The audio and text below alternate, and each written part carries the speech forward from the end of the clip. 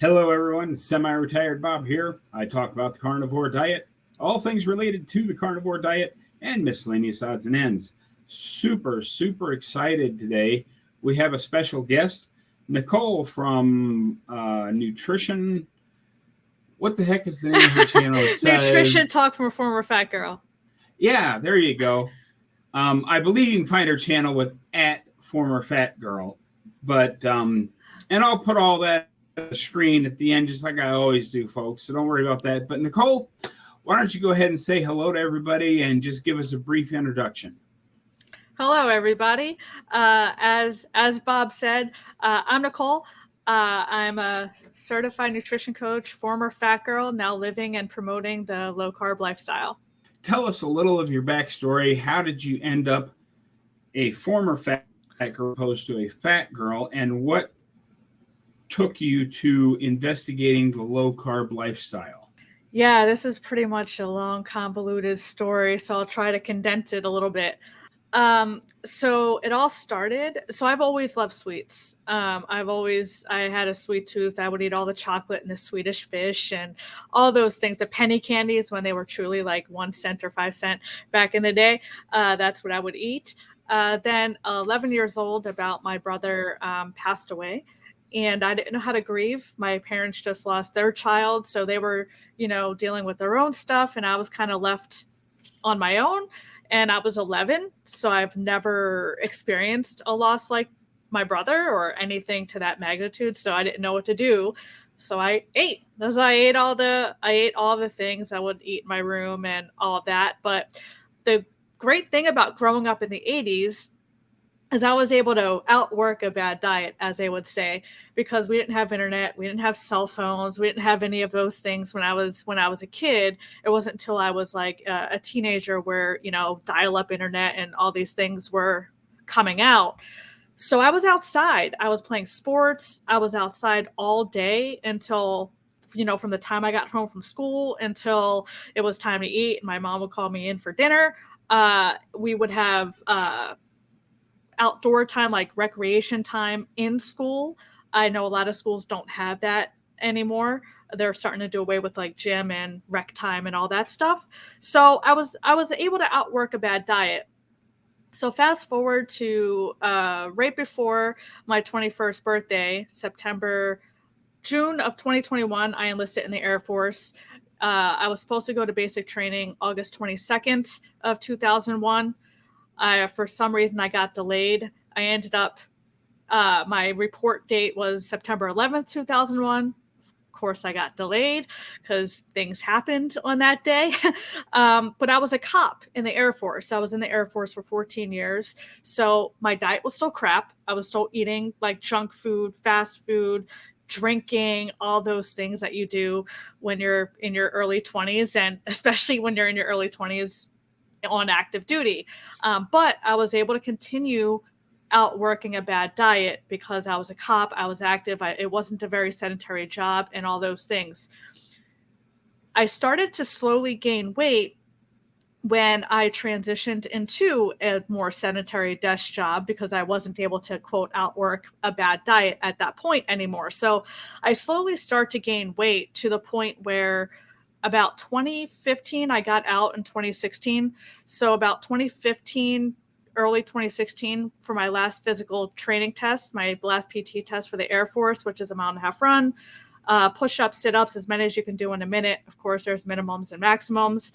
And then they tape you. So they measure your waist. I passed everything, but I busted tape.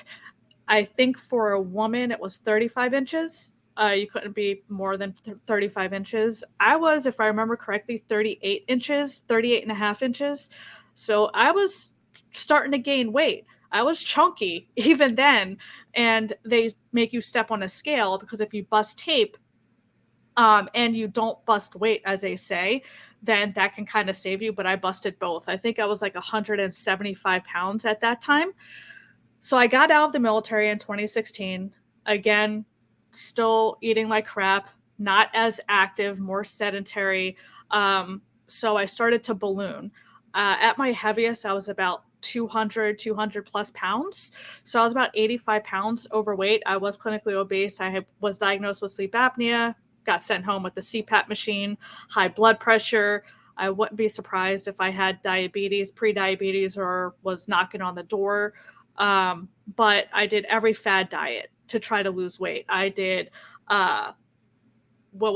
Ideal Protein. I've done Optavia, Slim Fast. I even did a fat burner pill called Ally. It was just made you run to the bathroom. I was vegan for 4 years. That's where I gained the extra 15, 20 pounds to get me to over 200 pounds. So I did everything to lose weight. Then when the pandemic hit, I was furloughed from my government job here in Northern Virginia. So I was still, because of the CARES Act, essentially, I was still getting paid my full-time salary while not working. So I was treated like a federal employee, not a federal government contractor. So I was still getting my full-time salary. So I was like, okay, well, let me go work out. So the gym I was going to, the owner had a gym, and at-home gym in his garage, and he would let one or two of us work out at a time. So I just spent 2 hours working out, and that's how I dropped the weight. Slashing my intake, like restriction and working out. So I dropped about 50 pounds doing that. So then I got certified to continue my education and help me continue to lose weight. And of course, they preach fiber and all these things that we hear all across the, carnivore and low carb space. That's what we're taught. So I couldn't figure out what I was doing wrong. I was still vegan, which our training is largely a plant-based diet. So I couldn't figure out why I was still feeling like crap, why just things weren't where I wanted my health to be. So then I stumbled across about the end of last year, actually. So the end of 2022, I stumbled across Ken Berry and Bart Kay.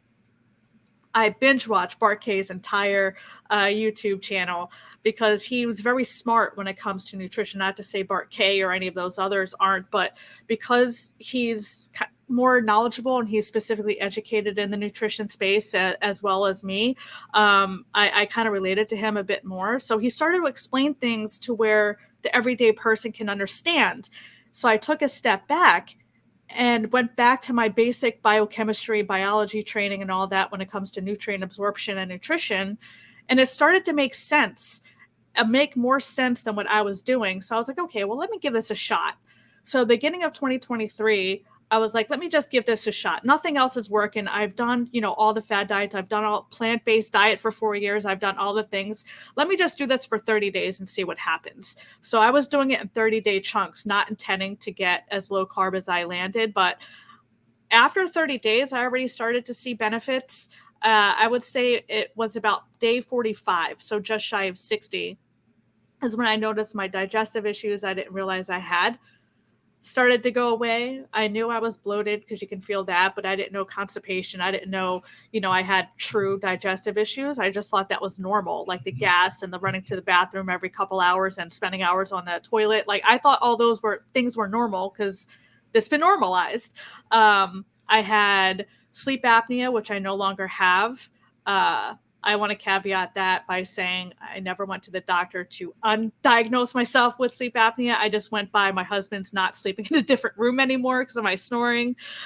He tells me I don't snore anymore, so I just stopped wearing the machine and I sleep perfectly fine. I would assume my blood pressure is fine. I feel a ton better. I haven't gone to the doctor to get that checked.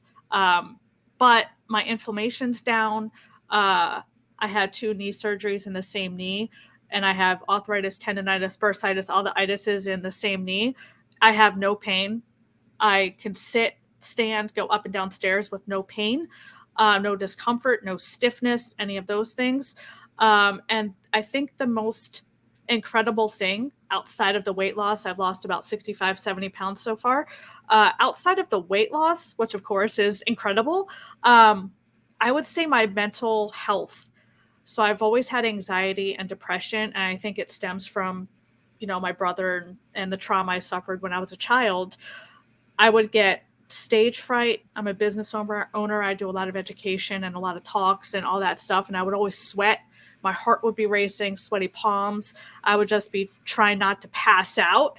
About 40 days in, I gave a talk to my largest audience yet, and I had 0 response. I've never experienced that before. I was cool, calm, and collected. I was confident. I didn't even have one bead of sweat on my forehead. And I even called my dad on the way home, and just I just have never experienced that level of confidence before in my entire life.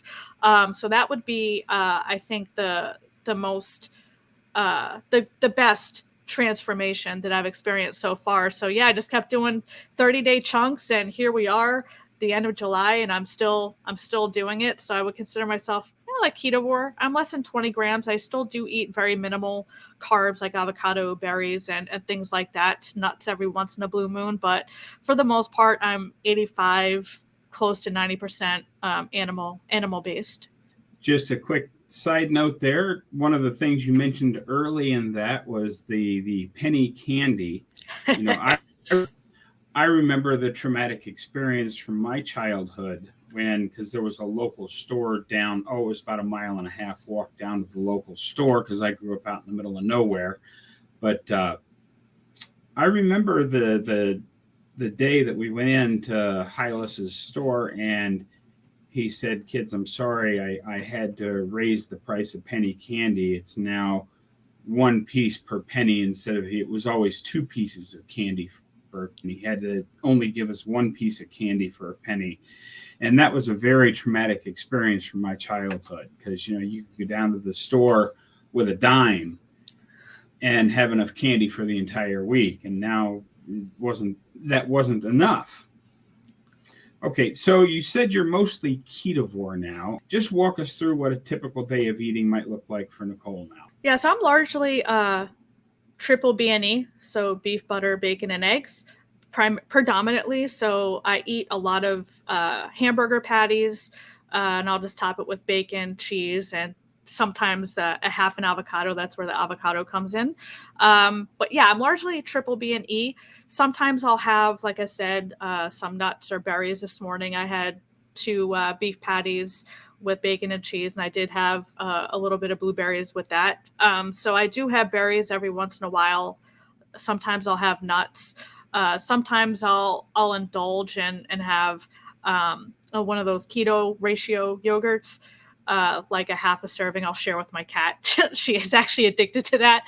But yeah, so I'll do that, and then every night I will have a little dark chocolate square, one of those chocolate bars that come in little squares that you can have a little square. So I will do that.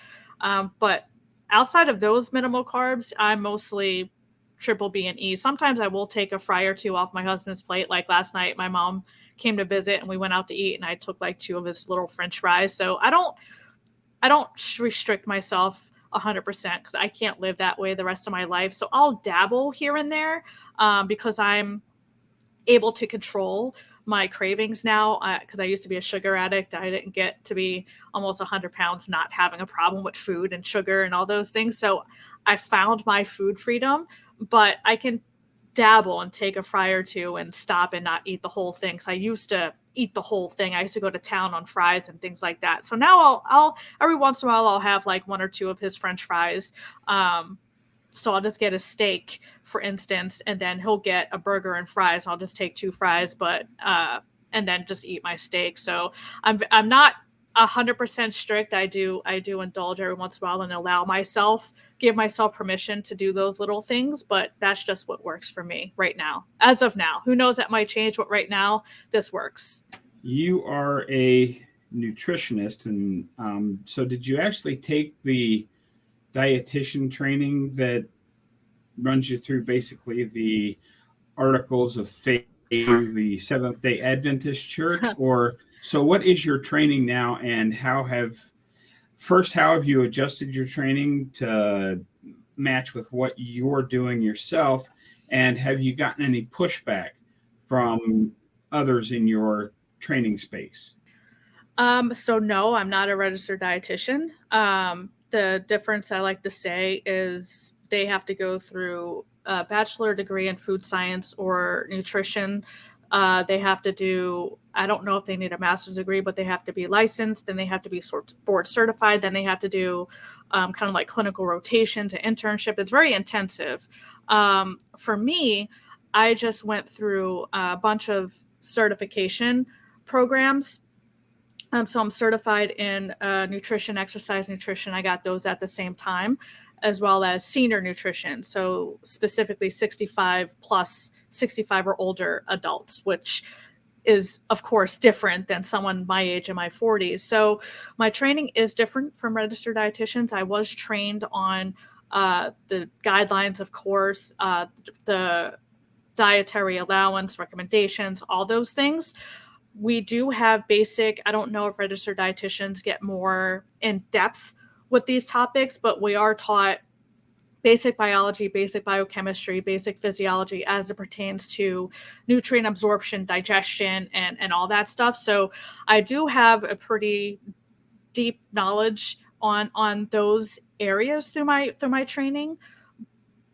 One thing I do like to point out is my training. I actually have my nutrition book out. It did talk about cholesterol and saturated fat.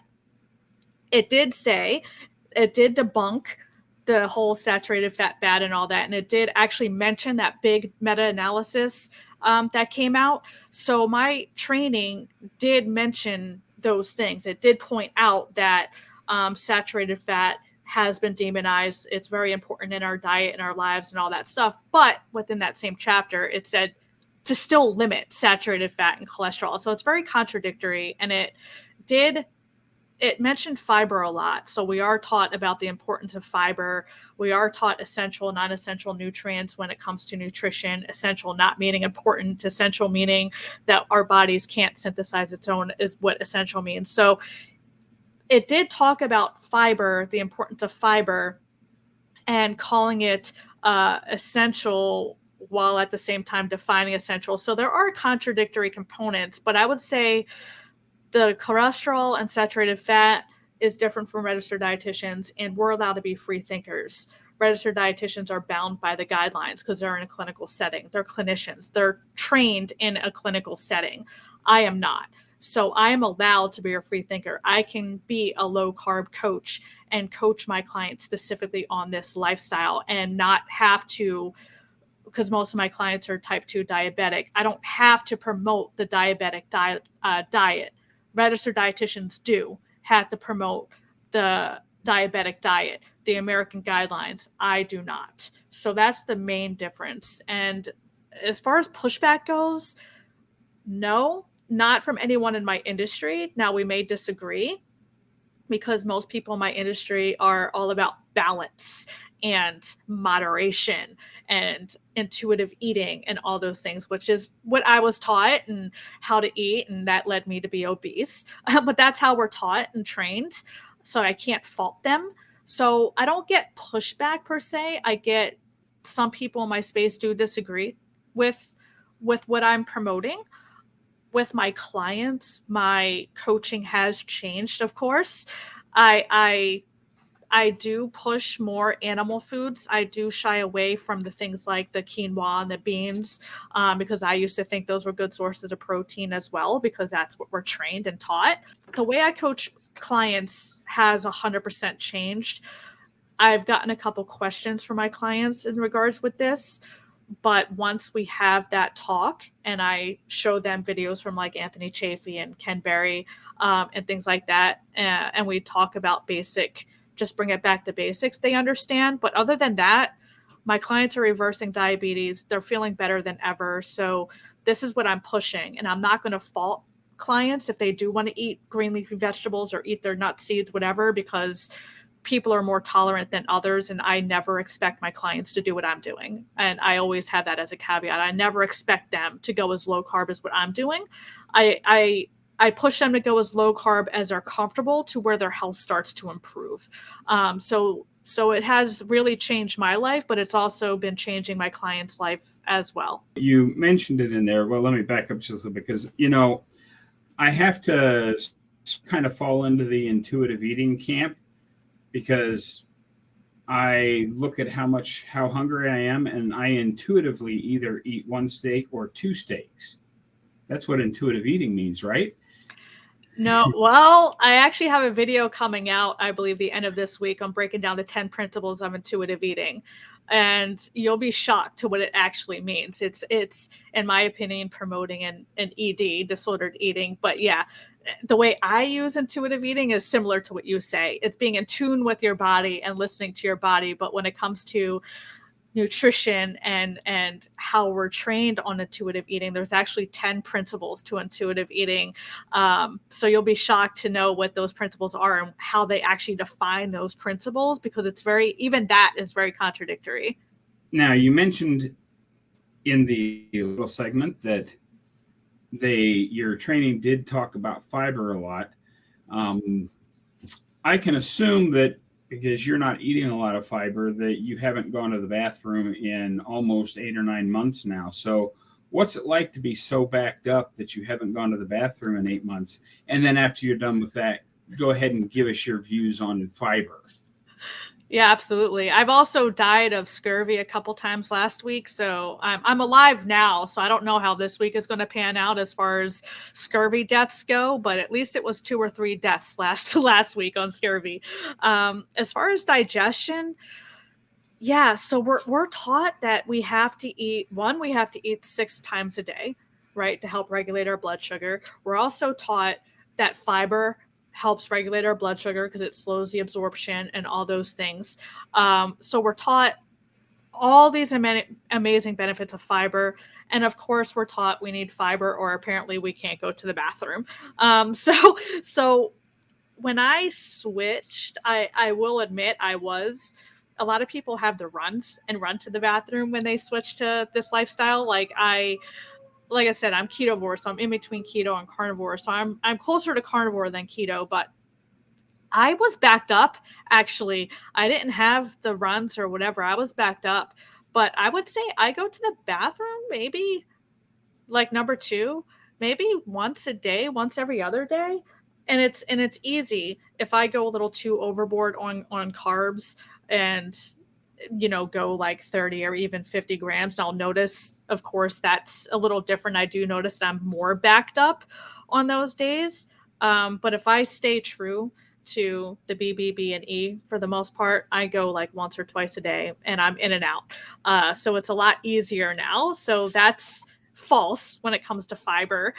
And my view on fiber is it's not essential. It just causes a traffic jam in your digestion, in your colon, and you literally either fart it out or you poop it out. I mean, that's literally what happens. But on a hormonal level, what a lot of people may not realize, and I talk about women a lot because we're more hormonal than men.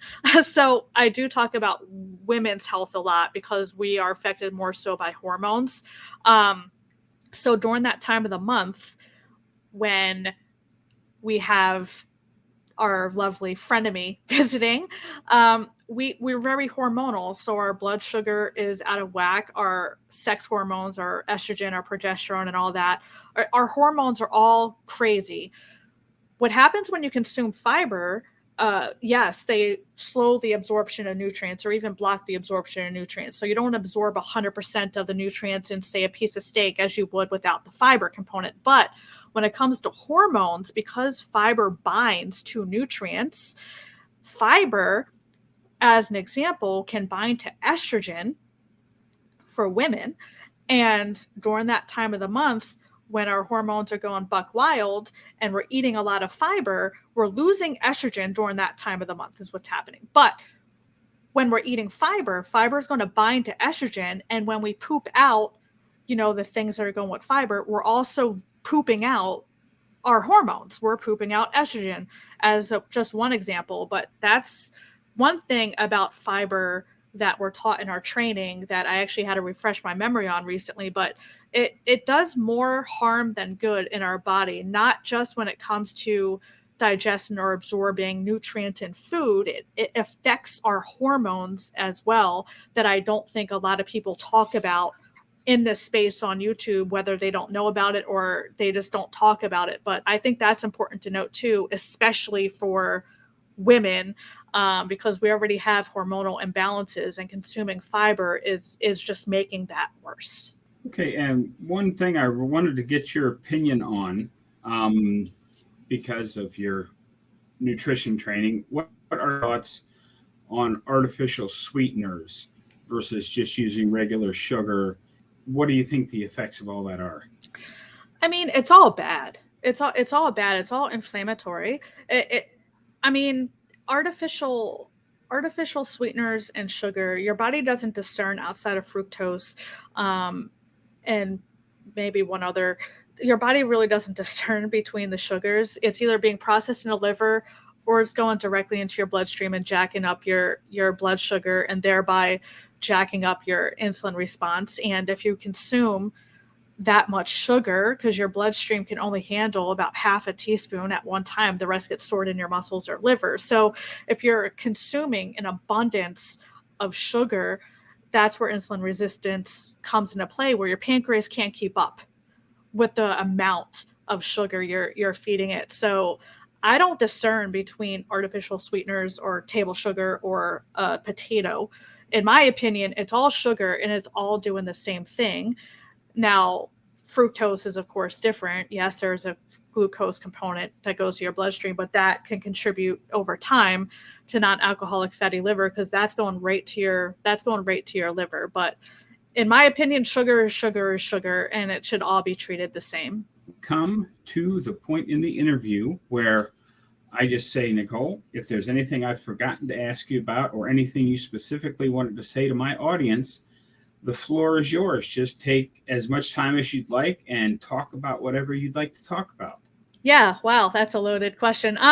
So I am big on women's health, and I think most women tend to be more women tend to be more plant-based eaters than men.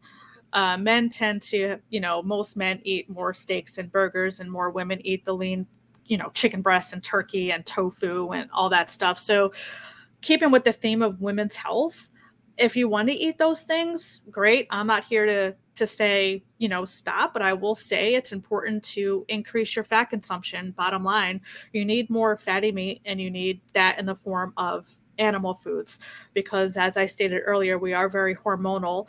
Our hormone regulation is very, very important. Because of our once a month visitors, we need to have better regulation of our hormones. Having endometriosis, PCOS, all these PMS, cramps, all these things shouldn't be normalized, and those symptoms can be managed or mitigated just by upping your fat intake, because those are signs of hormonal imbalances and or inflammation. So for all my women listeners out there, please up your fat intake in the form of fatty meats, animal foods, to help with your monthly visitor. I promise you will feel a lot better, you will sleep better, and you'll be in less pain and discomfort every single month.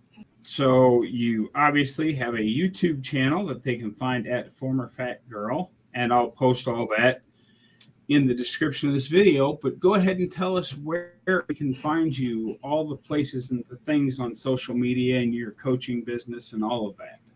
Yeah, absolutely. So yeah, you should be able to find me at Former Fat Girl now, but my YouTube channel is Nutrition Talk from a Former Fat Girl. My link tree is on my channel, so it'll have links to all of my social platforms as well as my website. But my business is Dark Horse Nutrition LLC, so darkhorse-nutrition.com. And you can find me on Facebook under Nutrition Talk from a Former Fat Girl, or IG. But again, my link tree is in my YouTube channel, so if you're curious, you can find all my links to my socials and my website on my link tree. Good. Well, everybody, don't forget to get down in the comments and thank Nicole for her time today, because everybody's time is important. Don't forget to go over and check out her channel. Thanks for being here today, Nicole. I was really happy to have you. And everyone out there, don't forget, get out there, be 1% better today, tomorrow, every day. Have a great day, folks. We'll see you in the next one.